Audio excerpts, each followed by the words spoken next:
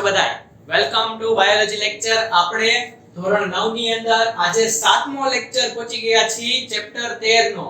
ગયા લેક્ચર ની અંદર બેટા આપણે સંસર્ગજન્ય કારકો જે છે કે ચેપી રોગના કારકો કયા છે તેનો અભ્યાસ કરી ચૂક્યા છીએ. અને ત્યારબાદ અંતિમ મુદ્દો જોયો તો કે સારવાર નક્કી કરવા માટે આપણે રોગના કારક વિશે જાણવું ખૂબ જ જરૂરી છે, કારણ કે જો રોગનો કારક ખબર પડશે તો તેની સામેની ટ્રીટમેન્ટ એટલે કે જે તબીબી સારવાર છે તે આપણને ખબર પડશે. જો બેક્ટેરિયાજન્ય રોગ હશે તો એની સારવાર થશે, વાયરસ દ્વારા હશે તો વાયરસની સારવાર થશે, ફૂગ છે, પ્રજીવ છે, મેલેરિયા શેમાં આવશે બેટા? પ્રજીવની અંદર આવશે. તો આવી રીતે અલગ અલગ રોગના કારકોનું જે વર્ગીકરણ છે તેના આધારે સારવાર પણ કેવી થશે? અલગ અલગ થશે. અત્યારની જે કન્ડિશન છે ત્યારે મેડિકલ સાયન્સ એટલું ડેવલપ છે કે જે ઇન્ડિવિડ્યુઅલ ટેસ્ટ કરીને પણ આપણને ચોક્કસ રોગનું નિદાન મળે છે. ત્યારબાદ હવે આગળ આપણે જોવાનું છે કે બેક્ટેરિયાના ચેપ સામે પેનિસિલિન ઔષધ કારગર છે, તેની કારકતા. ઓકે, તો આપણે જોવાની છે. હવે અહીંયા કયો ચેપ છે બેટા? બેક્ટેરિયાનો. તો તેની સામે ઔષધ કોણ છે? Yes, penicillin. શબ્દ સમજો કે પેનિસિલિન એ શેનું નામ છે? એન્ટીબાયોટિક નું નામ છે. હવે એન્ટીબાયોટિક એટલે તમને ખબર જ છે, તમે જાણી ગયા કે એન્ટીજન શું છે, એન્ટીબોડી શું છે. એન્ટીજન એટલે કે આ બધા રોગ કારકો, વાયરસ, બેક્ટેરિયા, ફૂગ, જજીવ, બધા સૂક્ષ્મજીવ. અને જ્યારે એન્ટીબોડી એટલે કે આપણા રોગ પ્રતિકારક તંત્ર દ્વારા જે કોષો ઉત્પન્ન થાય છે કે તે રોગકારકને મારશે, તો તેને મારશે એટલે આપણા શું થયા? તે એન્ટીબોડી. Yes, very good. અને આ શું છે? એન્ટીબાયોટિક એટલે કે બાયોટિક એટલે કે બધી જૈવિક ક્રિયા, બાયો એટલે જીવ, ઓકે, એન્ટી એટલે તેની વિરુદ્ધમાં. તો શબ્દ સમજો, એન્ટીબાયોટિક. યસ, તો તેના ઉપરથી જ આપણને ખ્યાલ આવી જાય કે એન્ટીબાયોટિક જે હશે તે બેક્ટેરિયામાં મહત્વપૂર્ણ બધી જે જૈવ રાસાયણિક પ્રક્રિયા જે હશે તેને શું કરી દેશે? બંધ કરી દેશે. Yes, very good. એટલે કે જે બેક્ટેરિયાની અંદર તમામ જે જૈવ રાસાયણિક પ્રક્રિયા થાય છે તેને આ એન્ટીબાયોટિક શું કરી દેશે? બંધ કરી દેશે. દાખલા તરીકે કોઈ બેક્ટેરિયા જે રોગકારક છે જે મારા શરીરની અંદર પ્રવેશે, હવે હું તેના વિરુદ્ધ એન્ટીબાયોટિક લઉં છું તો મારા શરીરની અંદર એન્ટીબાયોટિક બેક્ટેરિયાને શું કરી દેશે? રોગ કરતો બંધ કરી દેશે, કારણ કે તેને બેક્ટેરિયાની જે રોગ કરવાની ક્ષમતા કે એની જે રોગ કરવા માટેની જે પ્રક્રિયા તે કરતું હશે તેને જ શું કરી દેશે? બંધ કરી દેશે. Very good. તો જૈવ રાસાયણિક પ્રક્રિયા બધી બંધ થઈ ગઈ તો બેક્ટેરિયાનું કામ શું? કાઈ નહીં, કારણ કે પ્રક્રિયા જ નથી થવાની તો આપણા શરીરની અંદર તે અસર ઓછી કરી દેશે. આજે આપણા શરીરની જૈવ રાસાયણિક પ્રક્રિયા છે, બધી પ્રક્રિયાઓ જે થાય છે, પાચનની ક્રિયા કયો, શ્વાસોશ્વાસની ક્રિયા કયો, રુધિર ગાળણની ક્રિયા કયો, તો જો એ બંધ થઈ જાય તો આપણે વેરી ગુડ, તમે સમજો જ છો. બેક્ટેરિયા તેમજ રક્ષણ માટે, બેક્ટેરિયા તેમના શું છે? રક્ષણ માટે કોષ દિવાલ બનાવે છે. બેક્ટેરિયા પોતાના રક્ષણ માટે કોષ દિવાલ બનાવે છે, પરંતુ પેનિસિલિન બેક્ટેરિયાની કોષ દિવાલ બનવાની ક્રિયાને શું કરી દેશે? બંધ કરી દેશે. જો અહીંયા ઇન્ડિવિડ્યુઅલ પેનિસિલિનની જ વાત કરીએ છીએ આપણે, તો અહીંયા જોવાનું ઈ છે કે બેક્ટેરિયાને અવરોધ કેમ કરશે? તો અવરોધ આ રીતે કરશે કે તે બેક્ટેરિયાની જે કોષ દિવાલ બનવાની પ્રક્રિયા છે તેને બંધ કરી દેશે. હવે બેક્ટેરિયાની ફરતે જે કોષ દિવાલ છે તો કોષ દિવાલનું કાર્ય શું? રક્ષણનું. પ્લાન્ટની અંદર પણ કોષ દિવાલ હોય તો તે શું કાર્ય કરે? રક્ષણનું કાર્ય કરે. પરંતુ કોષ દિવાલ જ નથી બનતી તો સામે તેની જે રક્ષણની ક્રિયા શું થઈ જશે? બંધ થઈ જશે. પરિણામે નવા બેક્ટેરિયાના જે કોષ દિવાલ બનાવવાની ક્ષમતા જે છે તે શું જશે? પૂરી થઈ જશે. આજે જે બેક્ટેરિયા જે એકદમ સક્ષમ હતું, રોગકારક હતું, તે મારા શરીરની અંદર પ્રવેશી ગયું, મને રોગ કર્યો, પરંતુ મેં એન્ટીબાયોટિક લીધી તો જે બેક્ટેરિયાની પ્રક્રિયા શું થાય? જનરલી શરીરની અંદર આવે ને ગુણન પામવા માંડે, એટલે કે 1 માંથી 2, 2 માંથી 4. તો ગુણન જ્યારે થાય છે ત્યારે તે સંપૂર્ણ ક્ષમતાની સાથે કરે છે અને પૂરી જૈવ રાસાયણિક પ્રક્રિયા વાળા બેક્ટેરિયા બનાવશે. એટલે એ નવા બેક્ટેરિયા બી મારા શરીરને રોગ કરશે. Yes, very good. પરંતુ એન્ટીબાયોટિક લઈ લીધી તો જે નવા બેક્ટેરિયા હશે તે શું કરી દેશે? સીધી તેની જૈવ રાસાયણિક પ્રક્રિયા બંધ કરી દેશે અને કોષ દિવાલ અહીંયા પેનિસિલિન શું કરે છે? પર્ટિક્યુલર પેનિસિલિન તે બેક્ટેરિયાની કોષ દિવાલ જે છે તેને બનવા દેશે નહીં, એટલે તેનું રક્ષણ થવાનું નથી. પરિણામે નવા બેક્ટેરિયાની કોષ દિવાલ બનતી નથી. નવા બેક્ટેરિયાની કોષ દિવાલ બનશે નહીં. મનુષ્ય કોષમાં કોષ દિવાલ જોવા મળતી નથી. હવે સર એમ થાય કે તો સર મનુષ્યના કોષોને પણ અસર થવી જોઈએ ને, કારણ કે એને થોડી ખબર છે કે આ બેક્ટેરિયાનો કોષ છે કે આ માનવનો કોષ છે. એનામાં કઈ કોમ્પ્યુટર ચિપ નથી કે એને એવી ભાન નથી, તો શું કરશે? તો તેની અસરકારકતા દાખવવાનો અર્થ એમ જ છે કે માનવની અંદર તો કોષ દિવાલ જોવા મળશે નહીં, એટલે તો આપણા શરીરના કોષોને કાઈ પણ જાતની હાનિ કરશે નહીં.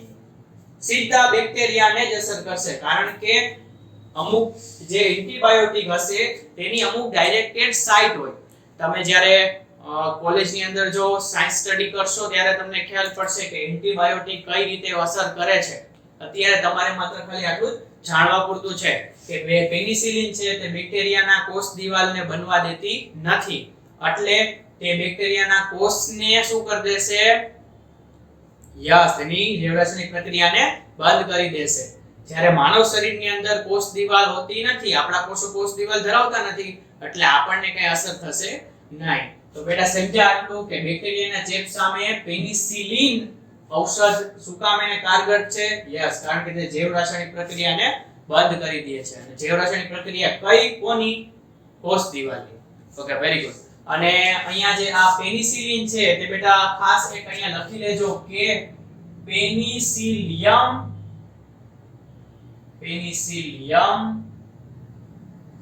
નોટરેટમ નામની જે ફૂગ છે તેમાંથી મળશે. શું છે બેટા? આ ફૂગ. પેનિસિલિયમ નોટરેટમ નામની જે ફૂગ છે તેમાંથી આપણને પેનિસિલિન એન્ટીબાયોટિક મળે છે. ઓકે, હવે ત્યારબાદ બેટા છે શરદી ઉધરસમાં એન્ટીબાયોટિક અસર કરતા નથી, છતાંય ડોક્ટર તબીબ એટલે ડોક્ટર આપણને એન્ટીબાયોટિક આપે છે. તો તેનું કારણ જાણીએ તો શરદી ઉધરસના સંક્રમણથી થાય છે. કોના સંક્રમણથી થાય છે? સોરી, હું વાંચતા ભૂલી ગયો કે શરદી ઉધરસ વાયરસના સંક્રમણથી થાય છે. બેટા તમે કયો તો ખરી કે સર વાયરસ તો તમે ભૂલી ગયા. અત્યારે વાયરસને ભૂલવા જેવો જ છે. વાયરસને યાદ રાખીને આપણે શું કરવું? પણ અહીંયા તમારે ભણવાનું છે. તો શરદી ઉધરસ કોના સંક્રમણથી થાય છે? વાયરસના સંક્રમણથી થાય છે. યસ, સામાન્ય ફ્લૂ છે તો ફ્લૂ આપણને ઇન્ફ્લુએન્ઝા વાયરસથી થાય છે. તો શરદી ઉધરસ વાયરસના સંક્રમણથી થાય છે. વાયરસ કોષ દિવાલ ધરાવતા નથી, તેમજ માનવના કોષોની અંદર જીવંત રહી શકે છે. જો અહીંયા કોન્ટ્રાસ્ટ છે, તમને વાયરસનું સ્ટ્રક્ચર ખબર જ છે કે સર આ છે ને તેનો હેડનો પોર્શન છે, અહીંયા તેની પૂંછડી આવેલી છે, એટલે અને અહીંયા અંદર તેનું જનીન દ્રવ્ય. આ શું છે? Yes, virus. એટલે અહીંયા આ માથું, આ પૂંછડી, અહીંયા સખત પ્રોટીનનું એન્વેલપ આવેલું હોય, એટલે કે માથે અહીંયા શું હોય? પ્રોટીન આવેલું હોય. અહીંયા તેની કોષ દિવાલ હશે નહીં, એટલે કે વાયરસ કોષ દિવાલ ધરાવતા નથી, તેમજ માનવ શરીરમાં જીવી રહી શકે છે. આ એક બહુ મોટી એની ક્ષમતા છે. માનવોને ઇફેક્ટ કરે છે વાયરસ, તેનું મોટું કારણ એ છે કે તે આપણા કોષોની અંદર, આપણા શરીરની અંદર જીવી શકે છે. મોટા ભાગના એન્ટીબાયોટિક કોષ દિવાલ બનાવવાની પ્રક્રિયાને અવરોધે છે. આપણે જોઈ ગયા કે જ્યારે પેનિસિલિન છે તે બેક્ટેરિયાની કોષ દિવાલ ઉપર અસર કરશે, તો એન્ટીબાયોટિકની અસર કરતા ઈ છે કે તે મોટા ભાગને કોષ દિવાલ બનાવવાની પ્રક્રિયાને શું કરી દેશે? બંધ કરી દેશે. આથી વાયરસના સંક્રમણ સામે એન્ટીબાયોટિક અસર કરતા નથી, કારણ કે વાયરસની અંદર કોષ દિવાલ છે જ નહીં. બેક્ટેરિયાની અંદર કોષ દિવાલ છે એટલે એન્ટીબાયોટિક અસર કરે છે, અને એન્ટીબાયોટિકને અસર કરતાનો જે પાથ છે, ટૂંકમાં એને એવું ફિટ કરી દીધું એની મગજમાં કે તારે ભાઈ બેક્ટેરિયાની કોષ દિવાલ દેખાય ને માર નાખવાની, એટલે કોષ દિવાલ જ્યાં દેખાય ત્યાં મારવા માંડશે. આવ્યા નથી, બગડા સિટી બોલાવી નથી, પણ અહીંયા બાપુજી છે, આ કોષ દિવાલ જ નથી. યસ, એટલે એન્ટીબાયોટિક અસર કરતા નથી. છતાં ડોક્ટર આપણને એન્ટીબાયોટિક આપે છે, તેનું કારણ એ છે કે જો બેક્ટેરિયા જે છે સંક્રમિત થયા હશે, ટૂંકમાં વાયરસ જે છે એનો શરદી ઉધરસની અંદર વાયરસ હશે, છતાંય જો બેક્ટેરિયા બી અંદર ક્યાંક ને ક્યાંક હશે તો તે શું થઈ જશે? નાશ પામી જશે. એટલે કે આપણું શરીર જે છે તે ખુદ જાતે આપણા પ્રતિકાર તંત્ર દ્વારા શું કરશે, તે વાયરસનો નાશ કરશે. અને જો બેક્ટેરિયા ભી તેની સાથે સંક્રમિત થયા હશે તો તેને એન્ટીબાયોટિક શું કરી દેશે, નાશ કરી દેશે. અહીંયા મેં બેટા લખ્યું છે કે એન્ટીવાયરલ દવા અને એન્ટીબેક્ટેરિયલ દવા. તો કે એન્ટીવાયરલ એટલે શું થાય સર, કે જે વાયરસની સામે આપણે દવા લઈએ ને બેટા તેને એન્ટીવાયરલ કહેવાય. વાયરસના સંક્રમણની સામે એન્ટીબાયોટિક છે તો તે એન્ટીવાયરલ. એન્ટીબેક્ટેરિયલ એટલે શબ્દ જ કહી દે છે, યસ વેરી ગુડ, કે બેક્ટેરિયાના સંપર્કમાં આવતા આપણે જે દવા લઈએ છીએ તો તેને આપણે એન્ટીબેક્ટેરિયલ કહેશું. ઓકે, તો બેટા આટલું ક્લિયર થાય છે તમને કે છતાં આપણને ડોક્ટર દવા આપે છે, કોનું સંક્રમણ છે, વાયરસનું. કઈ છે, એન્ટીબાયોટિક. તો એન્ટીબાયોટિકની અસર કરતા તો કોષ દિવાલ છે, પરંતુ કોષ દિવાલ તો વાયરસમાં છે જ નહીં.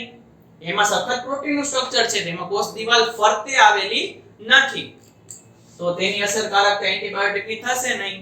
તેમ છતાંય આપે છે કારણ કે જો બેક્ટેરિયા ક્યાંક હશે તો તે શું થઈ જશે, નાશ પામી જશે. ઓકે, એન્ટીવાયરલ દવાઓ, એન્ટીબેક્ટેરિયલ દવાઓ બધી તમને માહિતી માટે છે કે વાયરસનું સંક્રમણની સામે એન્ટીવાયરલ દવા હોય અને બેક્ટેરિયાના સંક્રમણની સામે એન્ટીબેક્ટેરિયલ દવા હોય. તો બેટા તમે આ વ્યવસ્થિત જે બોર્ડનું લખાણ છે તેને લખી લ્યો. ઓકે, ત્યારબાદ આગળ આપણે જોઈએ.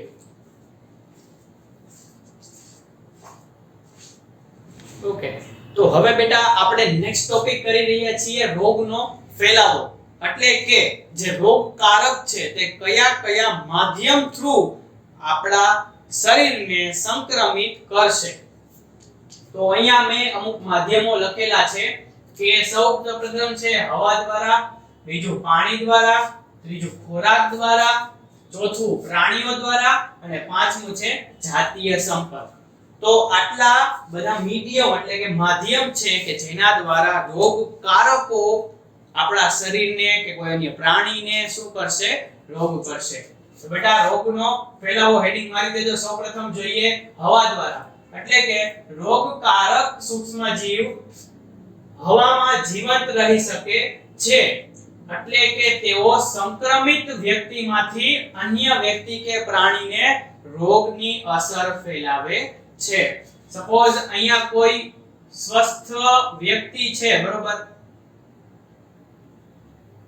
આયા કોઈ સ્વસ્થ વ્યક્તિ છે, ઈ ચાલ્યો જાય છે, એને મજા આવે રોડ ઉપર ટહલતો અહીંયા કોઈ બીજો વ્યક્તિ છે, થોડુંક એનું મુખ જે છે તે આપણે તેને સરખું કરી દઈએ તો અહીંયા આ કોઈ બીજા ભાઈ છે કે જેને આપણે દાખલા સ્વરૂપે બતાવીએ છીએ, તેને શરદી થઈ છે. હવે તે અહીંયા સ્નીઝ કરે છે, એટલે કે અહીંયા છીંક ખાય છે, તો તેના જે જમ્સ છે બધા મુખમાંથી બહાર આવે છે. અને આ ભાઈ અહીંયા નજીક આવી ગયા, टहलता पहुंच गए रोग के पास और देखिए क्या हुआ. એનો કલર બદલી ગયો, એટલે કે તે શું થઈ ગયો, સંક્રમિત. યસ, કારણ કે આ ભાઈએ છીંક ખાધી તો જેનો કલર, આ બધા રોગના કીટાણુઓ છે તે બધા ક્યાં વહી ગયા, આ ભાઈમાં. બિચારો હાથ જે હારો જાતો ટાઇટાઇટિસ. એટલે કે તો આ માધ્યમ શેનું છે, હવાનું છે. તો રોગકારકો જે છે તે હવાની અંદર જીવંત રહી શકે છે બેટા. અમુક જે વાયરસ છે, આપણે જો કોરોના છે તો તે એકબીજાના સંપર્કમાં આવતા ફેલાય છે, કારણ કે તે ચેપી રોગની અંદર આવે છે. તો હવાની અંદર તે પોતે જીવંત રહી શકે છે અને જ્યારે એને કોઈ યજમાન શરીર મળશે ત્યારે તે પોતાનો વિકાસ કરશે, બહુગુણિત કરશે અને રોગ આપણને ફેલાવશે. તો અહીંયા આ ભાઈને શરદી હતી તો તેને રોગકારકો ફેલાવ્યા અને આ ભાઈને શરદી થઈ ગઈ. તો રોગકારકો વાયરસ કે હોઈ શકે અને બેક્ટેરિયા ભી હોઈ શકે.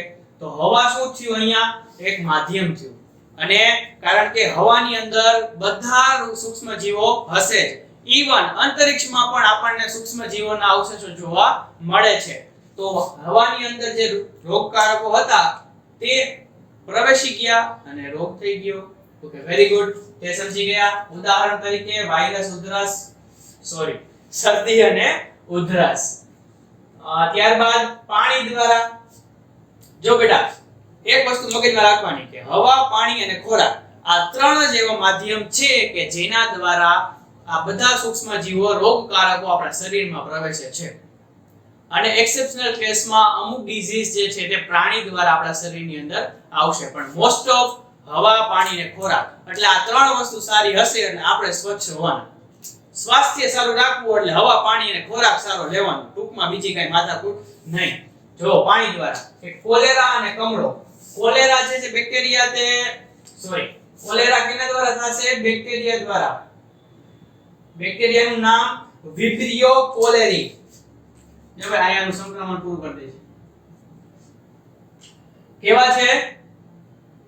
વિબ્રિયો કોલેરી નામના જે બેક્ટેરિયા છે તેના દ્વારા કોલેરા થાય છે. તે ગંદુ પાણી, પ્રદૂષિત પાણી અથવા કોલેરાગ્રસ્ત વ્યક્તિના જે મળમૂત્ર જે હશે તે પાણી સાથે ભળી જાય અને તે પાણી, ખરાબ પાણી, ગંદુ પાણી આપણે પીએ તો કોલેરાનો જે વાહક હતો તે પાણીના માધ્યમ થ્રુ આપણા શરીરની અંદર આવી ગયો અને આપણને શું થઈ ગયો? રોગ થયો છે. Are you getting me? Yes, very good. એટલે કે પાણી દ્વારા કે જે આવા રોગ જે છે પાણીમાં ફેલાય છે, બેક્ટેરિયા જે તો પાણીમાં ભી રહી શકે છે, ગરમ પાણીમાં ભી રહે છે અમુક બેક્ટેરિયા, પણ એ સામાન્ય બેક્ટેરિયા આપણે જે જોવા મળે છે તે બધા નોર્મલ ટેમ્પરેચરે જે પાણી હશે ત્યાં જીવિત રહી શકે, પણ જેમ પાણીનું ટેમ્પરેચર વધારીએ તો તેમ અમુક બેક્ટેરિયાનો શું થઈ જાય? નાશ થઈ જાય. એટલે તો એમ જ કે આપણે હુંફાળું પાણી, ગરમ પાણી પીવું જોઈએ, કારણ કે બેક્ટેરિયા, વાયરસ હીટ જાજી સહન કરી શકે નહીં. ઓકે, તો હવા દ્વારા, પાણી દ્વારા થઈ ગયું. જો બેટા હવા દ્વારા એક ખાસ ધ્યાન રાખવાનું છે કે જે આપણે સંપર્કમાં જે હવાના સતત રોગગ્રસ્ત વાળી હવાના સંપર્કમાં રહીએ છીએ તો વાયરસ, બેક્ટેરિયા કે ફૂગના જે અવશેષો જે હશે તે બધા આપણને અસર કરશે. અહીંયા કોઈ પર્ટિક્યુલર વાયરસ, બેક્ટેરિયા કોઈ એકની વાત નથી થતી, અહીંયા બધા રોગકારકોની વાત થાય છે. ઓકે, ત્યારબાદ છે ખોરાક દ્વારા. દાખલા તરીકે કમળો જે છે તે બી ખોરાક દ્વારા આપણે લઈએ છીએ, તેના અંદર હોય છે. તો ખોરાક દ્વારા શું થાય છે? કમળો થાય છે કે પાણી? કમળો પાણીની અંદર આવશે, બેની અંદર આવશે. હિપેટાઇટિસ જેનું નામ છે, તો પાણી દ્વારા અને ખોરાક દ્વારા બંને દ્વારા કમળો ફેલાય છે. અન્ય ફૂગ થયેલ કે બગડેલ ખોરાક દ્વારા ખાવાથી પણ આપણને શું થાય છે? રોગ થાય છે. અહીંયા જે વાયરસ, બેક્ટેરિયા, ફૂગ ખોરાકની અંદર ભળી જાય એટલે આપણને તે ખોરાક, દૂષિત ખોરાક આપણે લઈએ તો આપણને શું થાય? રોગ થાય. જો બેટા મેં સ્ટાર કહ્યો છે કે ખોરાક હંમેશા રાંધીને ખાવો જોઈએ, કારણ કે એટલે હમણાં કીધું પ્રમાણે રાંધશું એટલે શું થશે? આપણે તેને ખોરાકને ગરમ કરશું અને ગરમ કરવાથી બધા રોગકારકો નાશ પામે છે. Are you getting me? Yes, very good. હવે ત્યારબાદ છે પાણી દ્વારા. શું છે? પ્રાણીઓ દ્વારા.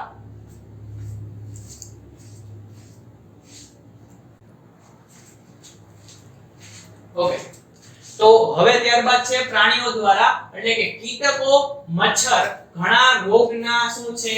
વાહક માધ્યમ બને છે. એટલે કે જે મચ્છર છે, કીટક છે, તે શું કરશે? આવા રોગકારકોને કા પોતાની અંદર કા પોતાના બહારના જે અંગો હશે ત્યાં શું કરી દેશે? સ્થાન આપશે. એટલે તે વાયરસ, કીટક, બેક્ટેરિયા જે છે તે શું કરી દેશે? એની સાથે ચોંટી જશે. સૂક્ષ્મ જીવો આવા કોઈ માધ્યમ જે છે પ્રાણી સાથે ચોંટી જશે અને જ્યારે તે આપણી સંપર્કમાં આવશે કે કોઈ અન્ય પ્રાણીના સંપર્કમાં આવશે તો ત્યાં શું કરી દેશે? તે રોગકારકો જે છે તેનો છંટકાવ થઈ જશે અને આપણને રોગ થઈ જશે. યસ, ચલો અહીંયા એક જોઈએ કે દાખલા તરીકે મેલેરિયા છે, બરોબર? તો મેલેરિયા શું છે બેટા? મેલેરિયાનું ઉદાહરણ લઈએ તો મેલેરિયા પ્રજીવ દ્વારા ફેલાય છે. કેના દ્વારા ફેલાય છે? આપણને પ્રજીવ દ્વારા. હવે આ મેલેરિયાના પ્રજીવો જે હતા તો તે પ્રજીવ મચ્છરની અંદર આવી ગયા. મચ્છર શું થયું? તેનું વાહક માધ્યમ થયું. તો મેલેરિયાને પ્રજીવો મચ્છરની અંદર આવે છે અને તે મચ્છરના ડંખીલ કોષો જે છે, કોણ? ડંખીલ કોષ. કોના? તો કે સર મચ્છરના, એટલે કે મચ્છરના ડંખીલ કોષો દ્વારા મનુષ્યની અંદર ડંખ મારવામાં આવે છે અને મનુષ્યમાં બી શું થાય છે? મેલેરિયા થાય છે. એટલે કે કોઈ એક મચ્છર જે છે તેની અંદર જે મેલેરિયાનો પ્રજીવ છે તે ઓલરેડી અંદર દાખલ છે. હવે તે ફરતો ક્યાંક માનવના સંપર્કમાં આવે છે અને તેના કોઈ અંગ ઉપર બેસે છે અને ડંખીલ કોષો દ્વારા તે પોતાનો ડંખ મારે છે, જેનાથી આ જે પ્રજીવ જે છે મેલેરિયાનું તે આપણા રુધિરમાં ભળે છે અને આપણને શું થાય છે? મેલેરિયા થાય છે. Okay, very good. ત્યારબાદનો મુદ્દો છે કે હડકવાનો રોગ આપણે સાંભળ્યો હોય. ઈ કોના દ્વારા થાય બેટા? Rabies virus. જય લખું છું, ધ્યાન આપજો.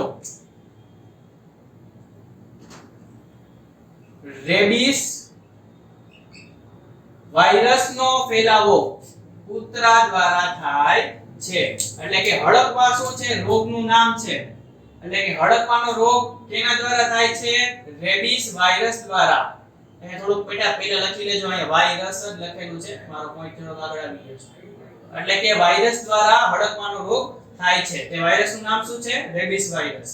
ત્યારબાદ જાતીય સંપર્ક કે વાયરસ સંક્રમિત વ્યક્તિ. કયો વાયરસ સંક્રમિત? એઇડ્સ.